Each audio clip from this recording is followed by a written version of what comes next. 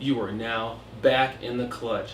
I'm your host, Dominic the Fox Love. To my right, we've got the most, if not the delegated, deadliest man in the world today.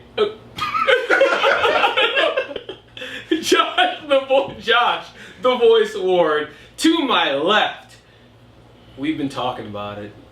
We've mentioned it. We've, kind of caressed it over time. We've got Ty, the Sasquatch Grissom, to my left here. Get on your feet.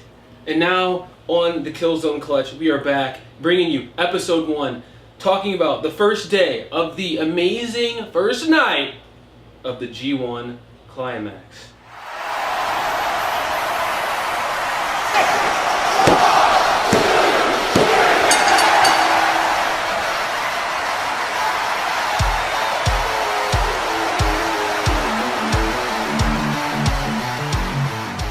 First match we're going to talk about, Adam Page, Hangman, the enforcer of the Bullet Club, Izzy. Anyway, so Bat versus Bad Luck Fale. Coolest, one of the coolest Bullet Club shirts out there. So really, yeah. Have you, as like a side note too, have you guys noticed, and especially you guys at home know, have you noticed that most of the individuals that, and I'm not sure if this is true, I want you guys to check on the numbers for this, but the individuals that pulled away from the Bullet Club, the firing squad, are those the individuals with maybe the lowest numbers of, because it seems like the individuals that are still there in the Bullet Club are the ones that are, for the most part, the ones that are selling the t-shirts and making the money. It just seems kind of, I don't know, suspicious to me. I know it's all yeah. I kind of feel like too that the whole dissension in the ranks thing started whenever Tama Tonga was really upset. Yeah. Whenever they were talking about the elite. He was always like, F the elite. I felt exactly. like the tension was building. He was trying to tell people, like, it's not just about them. You're overlooking us. I'm getting sick of it. And I kind of feel like that's where this transition's coming from. And by the way, I'm really digging it. I'm really liking that there's dissension in the ranks, and he's not going to be overlooked. Exactly. I think Tama Tonga, he is definitely coming up slowly, but surely. I mean, he's kind of like on the slow boil, on the slow rise. Very athletic individual. I mean, great moveset, great talker, very smooth. What do you think of Tama? Tama, well, he can get very upset, and he just lashed out. He's ticked off. Yeah, and very angry Samoan. And we all know angry Samoans are not very scary. He's what I want Roman Reigns to be. Yeah, everyone does. And not only that, his daddy is Haku. Oh, then that says it all. Even big throwback. Yeah, that's even worse. So how legit is Haku? I mean, this dude's gotten like legit fights in bars that we've heard that are kind of even legendary, that some like Ric Flair has talked about and everything like that. So having Haku as your dad, the gene pool is pretty strong there as well. I mean, I'm really, really digging that. But I believe Tama Tonga does, storyline-wise, has a legitimate gripe. I mean, come on. Is Kenny Omega really... We love Kenny. But is he really a great leader? You know what I mean? Bullet Club, he has Super Click. That was more like Adam. But still, Golden Lovers, the elite. It's like, where is his focus? And I can see how one of the individuals in the ranks could lose respect for him, and then kind of be like, you know what, this is not what I signed up for. I'm out. I'm kind of an OG type guy. I want the Bullet Club to kind of not just stay as it is, but I want a leader to be just focused on the Bullet Club. So I can definitely see that, and I actually hope that Tama Tonga kind of gets his, just some retribution for him. Just some get back for himself later on. And of course, I love Kenny being the IWGP champion, but Tama Tonga is a very talented individual, and I like seeing more of him, and I like him being premiered in kind of a main card type deal, main program type deal. So, what do you think more about? I'm very interested in where they're going to take Tonga. I'm very, very interested, because New Japan has a nice knack of telling stories, and building players, and making them main eventers. And matches kind of matter here, right? They do matter. Kind of build. Yeah. You build from the match. It's not just Tanahashi and Okada's long series, and we all know how many times they've wrestled in Wrestle Kingdom in the main event. But they've built on each other over time, and then once we get to Hiroshi Tanahashi versus Minoru Suzuki, we can kind of also, do a little short kind of connection there as well and see how those matches kind of intertwine between their match, IC match earlier this year, to their match that was day one in the G1. Moving on to the next match is Evil in Big Mike. Big Mike, TCE. Unbreakable. No, Unbreakable. He cannot be broken. He is the man, the myth, the power. Not the legend. Not the legend? Oh, gosh, I'm sorry, Mike. I'm sorry, Mike. Moving on to that match, these are two big guys, two big hitters in NJPW. I think they complemented each other. A lot of great counters, a lot of great reversals. Hard hitting. Spot of the match for me. Actually, we were just watching this earlier with Josh, and you noticed kind of that kind of arm breaker jumping off the apron onto the guardrail. He's got a dislocated shoulder. My arm hurts. It's like it's a little numb. Oh. Evil, doing his thing, nice stick. I think I really liked his stick.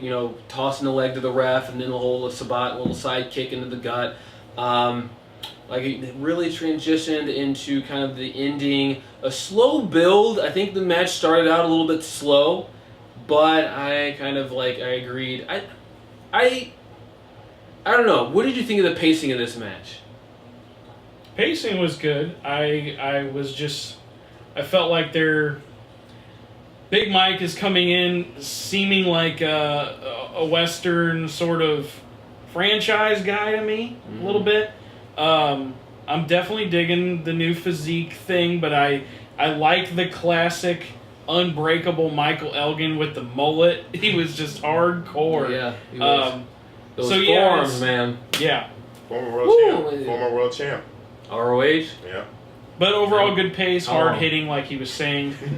Sad that Evil didn't get the win, and I am in no way biased. It's I'm in no way biased.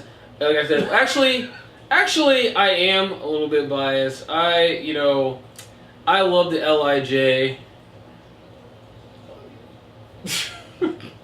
All the way. We're not biased at all. No. I am not wearing a Switchblade t-shirt. No? It's no. Okay. What's that say It then? says Stitch Fade. It's a Swift blade. It's a Swift blade on it.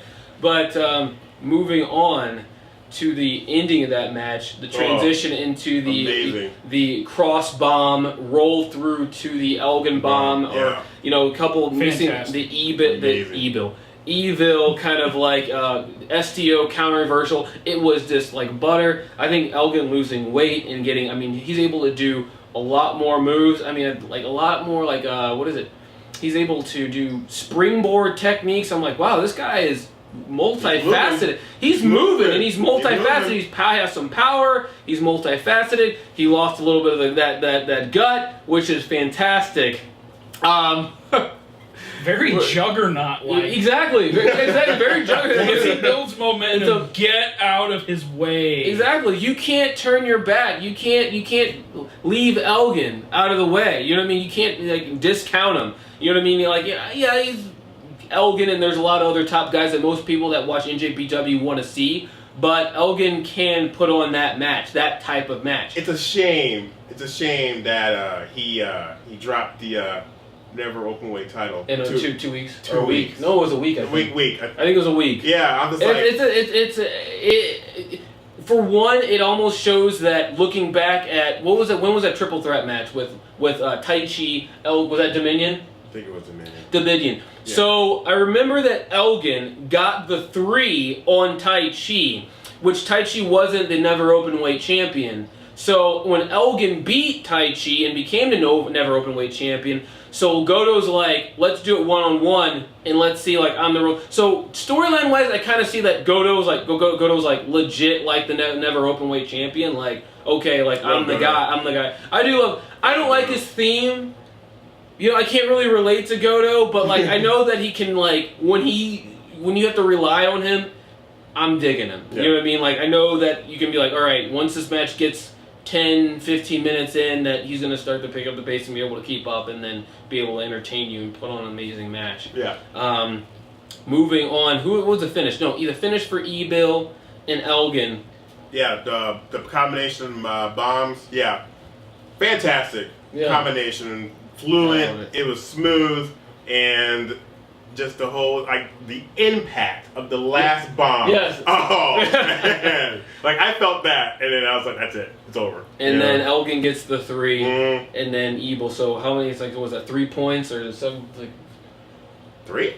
There's 3 points. 3, 2 points. It might be 3. We're gonna check on that. Yeah, sorry. We're gonna check on that. We're gonna check, how many points you get in the G1 here. Sometimes you just get like, with the New Japan Cup and then G1 Climax. It's like, okay, sometimes you have to forget that point system because we're relatively still new to the NJPW world as well, and we've been watching WWE for so long. That's not an excuse, but it is an excuse. Ty, if I could ask a question. Yeah. What would your reaction be, being a big gamer, playing the games coming up all throughout the years, if you were hit by that double bomb? Well, I'll be starfished. If you were to act it out, the pain you would feel. Yes. Oh. Yes. Okay. Maybe this could be from a SmackDown game. Oh boy. Oh. Some sort, I think. So if he would have hit me with that double bomb, yeah. my reaction. Or what about?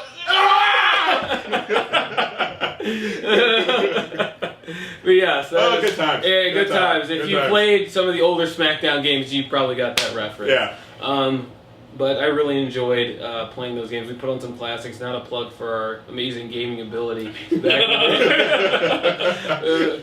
So we're going to talk about the finish of the Kazuchika Okada versus Switchblade Jay White. What did you think about that? I know that there's a lot of tomfoolery on. Did you like that, or do you think it built on Jay White? I was not upset with the ending to that match. I think it built up Jay White to a major player. Do you think Okada deserved it? Yeah. Were you frustrated with his champion? We're all kind of okay. Let's also break away for a second. We have been a little frustrated of the 2-year reign. Too long. So we are a little bit jaded, a little bit calloused, a little bit affected. So like we felt like we've been infected in a way. You know what I mean? So I still think he's a champion now. Sometimes I have to, remind myself that the Best Belt machine has cured us of this infection. But yes, enough with the bias. Moving back to that, with the chair shot, I did like the whole fact of Jay White being so aware. He's being crafty. Like with the Rainmaker pull out and smacking the ref in the face to get the advantage. I mean, he is like becoming like a cerebral assassin in a way. Calculating. Yes, very Leave me out of this. To add on Jay White. Also, I think hopefully New Japan makes him a contender for Kenny Omega. Yeah. That's what I hope that's going to happen. Yeah. Because, granted, Jay White also beat Kenny Omega for that United States IWGP That's true. title. Clean. Very clean. The cleanest. Can't get any cleaner than that. Right. They are the cleaner. So hopefully they make him a major player because you need a new star in that ongoing. Well, that's the thing is that right now, NJPW is giving Okada so much, the most defenses, the longest reign. Now it's time for Okada to help build bigger stars. I agree. You know what I mean? It's time to help build antagonists. Just get wrestlers to that next level. You know what I mean? You've been given so much. Now it's time to help elevate people around. Exactly. Team player. Help elevate people. You know what I mean? If it's heels, faces, whatever, or people that are in between. It's time to help elevate. Don't let Mark hear that. What? Don't let Mark hear that. Mark, he helped, and he did great with the rundown. He did a fantastic job with the rundown. I mean, I know you people want more Mark. Well, you're going to get Mark. The Mark. I don't really like that guy. He's very. He almost seems like one of those wrestling fans. He just thinks he knows everything. Yeah, exactly. He had no issue with that title for over 2 years. Yeah. No issues. No issues at all. He would sneak off too and like get on his phone and just like we'd be like, "Who are you talking to?" And he'd be like, "Nothing. I was just ordering food or something." Exactly. And he would be speaking in Japanese. Yeah. He was always talking about getting robes and this jacket. Anyway. Jumpsuits, I don't know. In the hood. In the hood. I don't get it. I think he had like one of those bandana like ghetto, but I don't know. I don't know. He matched ghetto a couple times. He did? He did. Dang. Ridiculous. How much does that cost? I don't know. Anyways. It's for free for him. It's for free. It's for free? Yeah. Make it rain. Okay, Mark. Make it rain, Mark. But yes, Mark will be with us in our next show, and we will get you. He will get you in the rundown. So look out for that. The finish to that match. I know there's so much to talk about. Getting to the finish, the chair shot, and then the blade runner. The clip of a chair shot. Yes, the clip of the chair shot. Crack. That's the best word. Crack. Yeah. And then the blade runner. By hook and crook. One, 2, 3. I'm thrilled with the results of this. So it's for one, it beating Kenny Omega and then beating Okada, the two top guys within the same year. Within the same year. Same year. I'm liking where Jay White's heading. And that's the thing. I didn't think, like, last year watching him in ROH and prior, like, I didn't like it. I didn't know what to think. I just didn't know what to think of Jay White. He was just there.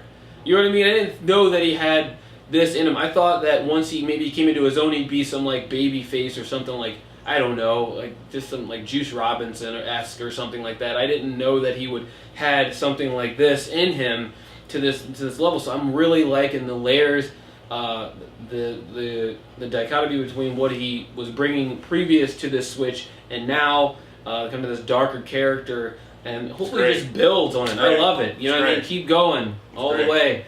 And then so finishing up that, I think what would you rate? The first night of the G1, Sassafras. Sassafras. All right, I enjoyed the first night. I enjoyed it. It was. I like the matches to build into the G1, and I love how New Japan makes it prestigious and how it's important to build great stars. As Kenny Omega won it, Naito won it. You know what I mean? So it's just a name. In the battle of attrition for that particular. Distinguish to be or that for that award. I mean, seriously, you're not even guaranteed to win even Wrestle Kingdom. You go through all that, carry that briefcase, and go through that grueling tournament until about August 4th or 14th, and you could lose. In January, like Naito did earlier this year, and I'm not salty about that at all. But he should have won that. But the crowd was 95% behind him. But anyways, that's like mostly everyone. Anyways, yeah. And speaking of battle of attrition, I can't believe we even jumped over this. I can't believe Hashi. I'm sorry, Hashi. I am so sorry. Your boy. My boy. Your boy. Tanahashi. Anyways. And speaking of battle of attrition, how could we forget the match between Tanahashi and Minoru Suzuki? I mean, them continuing on their story from earlier this year, prior to that, but for fans like us, earlier this year. I mean, between the match, the IC match between Minoru Suzuki ripping apart Tanahashi's leg. Between all different types of submissions, different types of ankle locks, knee bars, figure fours, etc. I mean, just tearing it apart.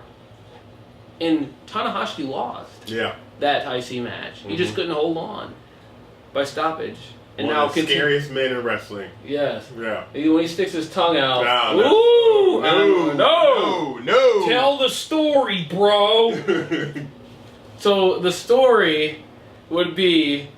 I was making a reference to the other Vince Russo. Oh, tell the story, bro. So when this one, it kind of carries on that same type of carrying on that thing. Can Tanahashi hold on with him kind of being broken down, kind of tattered with his kind of like surgically repaired kind of elbow, leg, or knee, whatever have you? Because he's had knee problems. He's lost some weight to kind of move around a little bit better, be a little lighter. But the question was, could he withstand the barrage? And when I first found out about that matchup for the IEC title, I was like, oh boy. I know. And I know. And then Tanahashi's injuries were relatively more severe and like a little more fresh. Yeah. Fresh. So I was like a little bit hesitant toward that. So, but the part of the match for me, or spot of the match, was the reverse Dragon Screw, which Minoru Suzuki sold beautifully. I mean, it looked like his leg. The whole leg just. I would have stayed down. I would have so basically him giving it back. He's like, you would attack my leg for so long. You would have just tried to rip my leg apart. Here, I'm gonna f your leg up. I'm gonna freak your leg up, okay? And then so basically that. So yes, he's been ripping his leg apart. And so the reverse Dragon Screw, when his leg, I mean, the way he contorted himself or whatever, and sold the pain on his face, hats off to Minoru Suzuki. I would like to see Minoru Suzuki in the world title picture. Yes. Soon. Like, very please, soon. Like soon. Like tomorrow. His face, whenever Hashi hit it, his face was just like, you could think about it. It's like, as soon as he hit it, Hashi! Why would you? So yes, Barry, we'll all scream Hashi. It's part of his last name. It's endearment. But after that match, what do you feel? A couple high fly flow cross body blocks, a couple of swing blades, and then the high fly flow. To just sum it up, and I mean, this was a hard fought. It was a lot of ground and pound. Yeah. A lot of grind for Hashi. Not so much outside, just basically just surviving. That's what you do with Minoru Suzuki. You just survive. That is true. You just try and survive. That's it. If you want to see matches that are like, holy crap, that looked like it hurt. Put some hair on your chest. Minoru Suzuki versus Tomohiro Ishii. Ooh! Ishii. If you've never watched New Japan and you want an idea of one of the styles, go check that out. Yeah. Also check out, as you mentioned that, other hard hitting. Last year, Sakura Genesis, Katsuyori Shibata versus Okada. Oh man! That match. In his career, hard. Because of the headbutt, he was dehydrated. He was dehydrated, and so many other aspects to that, and it created some type of aneurysm that basically ended his career. And he hopes to maybe someday enter the ring, but now he's just part of the New Japan dojo that's being constructed, or I think maybe now up and running in California. Yeah, I believe so. Yeah. I was reading an article recently, and Shibata said he is in no means done. So get well, quick, Shibata. Come back to us. Come back to us, man. You were the man. You were like my dude when I first started watching this. So you loved him. You were like, you remember that? I was always talking. He was just like, no. He'd come out just straight face, stoic, just ready, just like I'm not gonna talk. I'm just gonna Iceman. The Iceman, just basically the Japanese Iceman. Yeah. You got D. Malenko and then you got Katsuyori Shibata. Different styles, but he's still kind of that demeanor. No, he's not a bread. He's like. He's not a bread. He's not a bread? Shibata. Shibata? Shibata. We're not disrespecting your name. We just really like you. We're just having fun with your name. And, we love your style, and hopefully we can make it back and, entertain us some more. We would really like that. So get well soon. Moving on, next segment. So, rating for me real quick. G1, first night, 4.5 stars out of 5. What do you... Josh the Voice Ward give it? Well, I don't care what Dave Meltzer gave it because your opinions don't matter to me, Dave. I don't even listen to Dave Meltzer. Okay. You get a star. You get a star. You get a star. If Kenny Omega's in a match, you get above 5 stars. The Bucks were talking to this man saying, Kenny, we want to figure this out. How exactly do you get 6 and 7 stars on a 5-star scale? Teach us, Kenny. Please. It's a secret. He simply just showed it off. It's a little book. How to get stars. Anyway. Good show. It was like a good show. On a scale of 5 stars, good show. Okay. So I'm not giving. Well, the thing is that my star system isn't, for or from or based off Dave Meltzer. I don't listen to his stuff. I don't watch his stuff. If you click on this and you're watching this, I don't dislike you. I just don't listen to you. You know what I mean? It's just like I just want my own type thing. I'm not a Mark. Wait till Mark hears this. Wait till he... I know. Oh. I feel his presence, but he's not here. It's almost like he's right here. You're gonna somewhere. You're gonna feel a rainmaker real stiff. I'll counter it. But anyway. I've got a lot of practice from Kenny. But anyways. Woo! I know, a ton of burns here.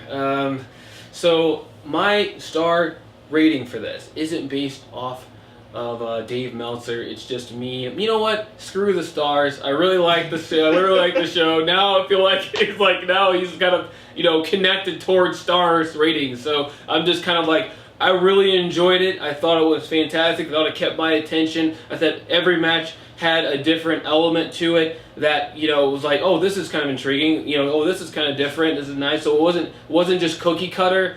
Everyone had a particular story that they wanted to tell detailed. It was almost like a book that they laid out for you and said, here is a child's book. It was easy reading. Interesting how that works. Interesting. It was easy reading. It was like a child's book. Pop up, fold. And that's what I give it. Sassafras. Sassy. Day one. Day one. Give it. G1 special. Out of 5 stars, I'm thinking about giving it 30. No. It was a really, really good show. And New Japan never disappoints. Never disappoints unless, you're Naito and you take on Okada. Anyway, so I will give the... Never forget it. I will give it a good 4.5 stars out of 5. Since we're putting it on a scale, I will give it 4 Big Mike barbells out of 5. Yes, I love that. Okay, that's his theme song. But anyway, so go ahead. All right, and now we're gonna walk right into the newest WWE rumors. As of one, Hulk Hogan's back. What? Unfortunately, yeah, Hogan is back. As I don't know if anyone hasn't known, Hogan got caught in some racist videos he got caught on, and he got caught. So he got outed and he got taken out. Now he's back. What do you feel? How do you feel about it? Well, the thing is, for me, was it the particular conversation that was recorded or something like that?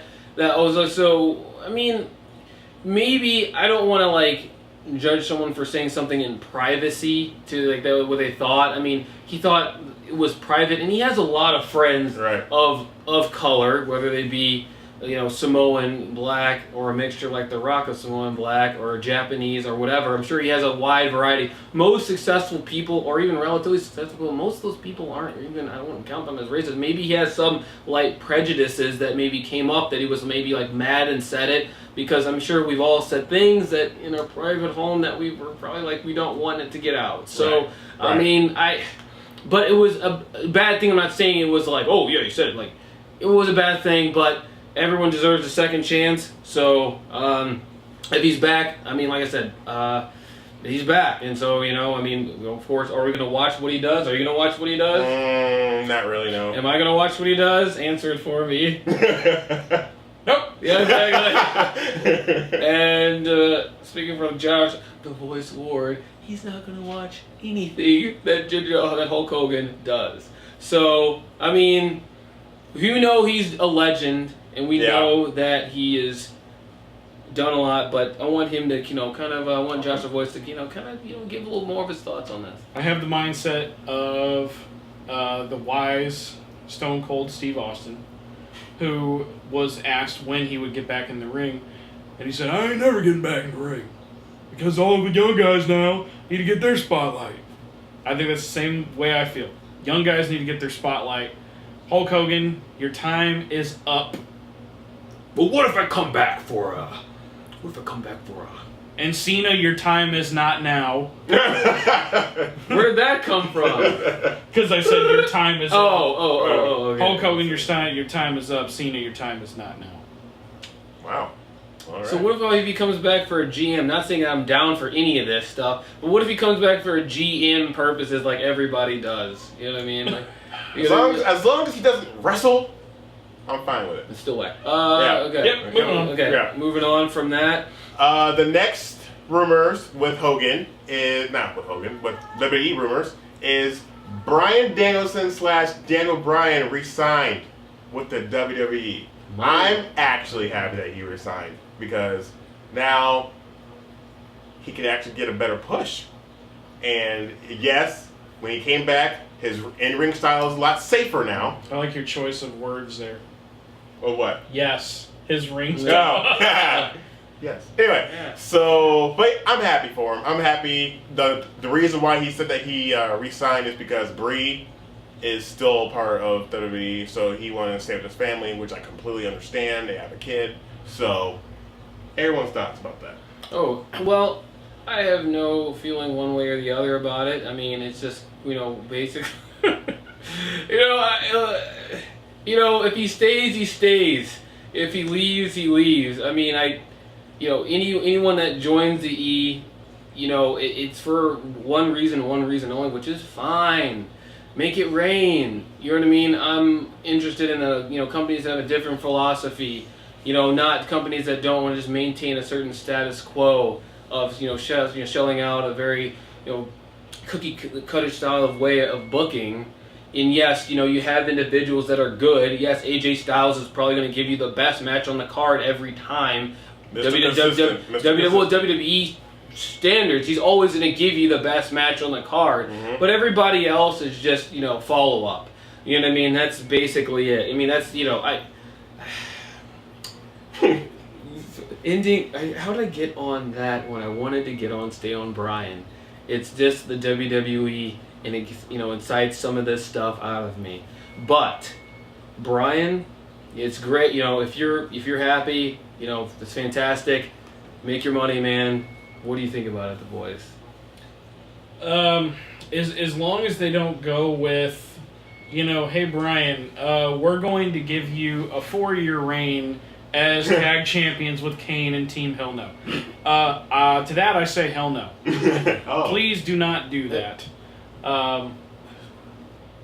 Keep going. Keep talking. Keep talking. I was just I have just something that I do want to add to addition. I don't feel like Bryan, honestly, at this point in his career, would fit particularly too well in New Japan. Maybe with guys like Zack Sabre Jr. He's big into the mat wrestling. He's like Ty was saying, he has a new style.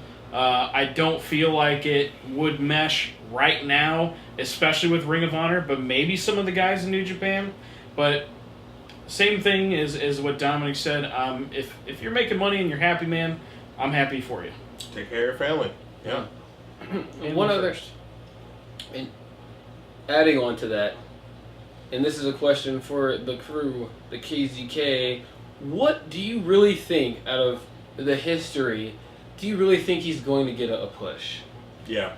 Like world champion, I think they're gonna true premier. Yeah. I think they're gonna.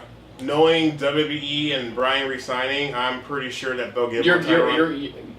Like a true title. I kind of agree too, because I don't think like a universal title run. No, I don't feel like that. I think that he's smart about it. He had his stipulations. Mm-hmm. If he wasn't getting his stipulations, I think it outweighed it a little bit. So I think if they, what he wanted is matches with guys like Johnny Gargano. He wants matches with AJ Styles.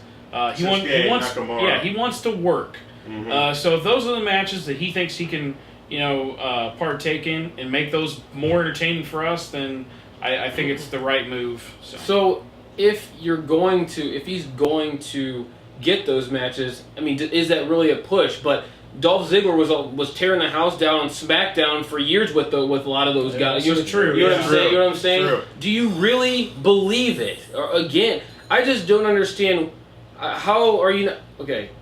My bias for it will eventually start to come out. It is like, because it's just a matter of time talking about it. It's just a matter of time because I don't understand how these guys stay infinitesimally optimistic. Like it's just you will continually get punched in the face, but like we will continue to hold on. You know what I mean? And it actually is. It's frustrated me for years, but I just say whatever makes them happy, even though I do not agree. But this is what makes friendships friendships. You know what I mean? It's just like coming hot. It's like, so I do not agree that they're going to give him an amazing world title run. Even though Well, to touch quickly on the Dolph Ziggler thing, I don't believe that Dolph Ziggler is a guy that people seem to get behind. It's like Dolph is having a hard time finding himself. He always has. He's always been more like a Shawn Michaels clone, and he can't seem to get away from that. Whereas Bryan, I feel like it's his style. Like, the way he talks about things, it's on a positive note. The guy is always, like, infectiously happy. It's his love for professional wrestling. I just feel like he's a guy people can identify more with and get behind. I kind of feel like that's why Dolph never really broke out of that Shawn Michaels 2.0 shell. Well, now I do feel in Bullet Club, Dolph would benefit tremendously. Dolph Ziggler would be an amazing leader for Bullet Club, in my opinion. But so many start and stop pushes that Dolph has gotten. Yeah. How would you not get an identity complex? Yeah. You know what I'm saying? That's why his world title reign was kind of. It's like, did you hear the pop when he defeated Alberto Del Rio when he cashed in? That was amazing, huge. Yeah, you know what I mean? Like that was huge. And so many people have won it. But the thing is this. People will give up on you if you're booked in a certain way over time. You know what I mean? That's why the fans they will give up on Ziggler. They gave up on, they'll not just be silent, but you know what I mean? They won't be as what they were. You will lose that fire over time if you're booked in just such a way. So that's what we have to say about that. So we are going to... All right, and the last bit of news from WWE. Paul Heyman got moved as a writer due to Raw's lowest rating in a very, very long time. It's kind of a desperate move, if you think. So, and me personally, I like the idea of Paul Heyman as a writer. I'm not going to watch Raw anytime soon until they actually make storylines worth watching. But I'm happy, and maybe this is like a slap in the face to Raw, like, wake up. Your show is pretty bad, and you need to shake it up. And just want to bring it around to you guys. Do you think that, this question for both of you, I'll start with the voice, do you think that this is coming from a desperation move from, NJPW coming a little more hot, trying to get more global, a lot more shows in the States? Do you think it's also because of the ROH deal with them, the G1 card special? Do you think that this is desperation taking some people from the All In event in September? Like, do you think this is like coming in? Things are tying in. Even though WWE's released a statement that says that ROH can have the Garden, but are you really okay with it? Probably not. So I think this is the start point of the kind of we need to get our stuff together. You know what I mean? Like the push. Ladies and gentlemen, if I could interrupt for just 1 second and offer my opinion on this matter. I believe that they have put me in charge because Raw's writing has been piss poor, and they believe that I can offer something fresh, unlike my client. Bork Lazor. Oh, don't say it. UFC. I think Paul Heyman coming in is a breath of fresh air. Like Ty, I'm not going to watch it until I hear something good about it. Raw is... terrible. It's a dumpster fire. That's a nice way of saying it. Or like maybe multiple. It's the writing has been terrible. I don't seem to care or want to care about a lot of the wrestlers' characters there. Yeah. The one new thing I think is kind of cool, again, going back to the Shawn Michaels style, Dolph Ziggler being partnered up with Drew Galloway. Awesome. Pretty cool. Yeah. But again, dudes with attitudes. It's a repeat, 2.0. Yeah. So I'd love to see what Paul Heyman's going to do. We'll just leave it at that. We'll see what he does. See what he does. Right. Thank you once again for tuning into this show. We've talked about some great aspects on this show, the G1, some news and rumors about going on with the EU. What are they going to do with the uprising, the global overtaking of NJPW and ROH? So thank you once again for tuning into this episode, and we'll be back for you with the rundown. Mark, sometime soon, you will see him. We'll be entertaining you guys. So we are the Killzone Klutch. We are your source for making some sense of professional wrestling. And we will catch you all back here a lot. Thanks for in watching. The Klutch. Thanks for watching. Chewy.